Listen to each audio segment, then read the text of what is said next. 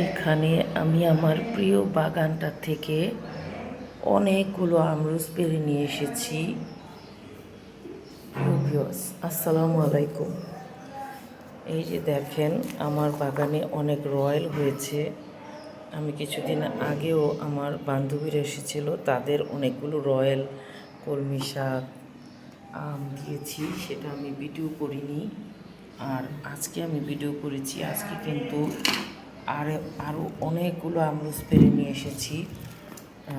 আরও লাল লাল এবং বড় আমরুজ আমি আমার ভাড়াটিয়াদের পেড়ে দিয়েছি, কারণ ওরা সবসময় বাগানের পাশে থাকে, এগুলো কিন্তু ওরা দেখে।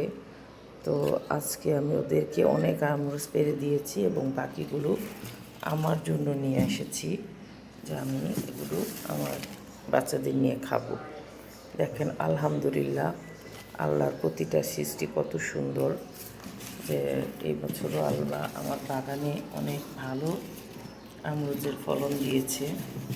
আসলে প্রতিটা জিনিসই যত্ন করলে রত্ন মেলে, মুরব্বিদের একটা কথা আছে না, ঠিক সেরকম, যে আমি যেরকম যত্ন করেছি সেরকম ফলন এসেছে আমার বাগানে। আছে এবার ফলের যেমন হয়েছে আমরুজ, তেমন হয়েছে আম।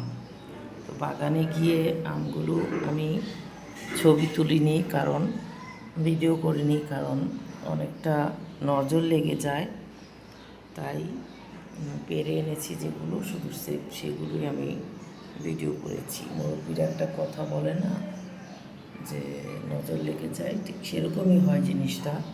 তো দেখেন, মাশাআল্লাহ, আমার বাগানের আমরুজের ফলন। যাই হোক, আজকে এ পর্যন্ত। আল্লাহ হাফেজ।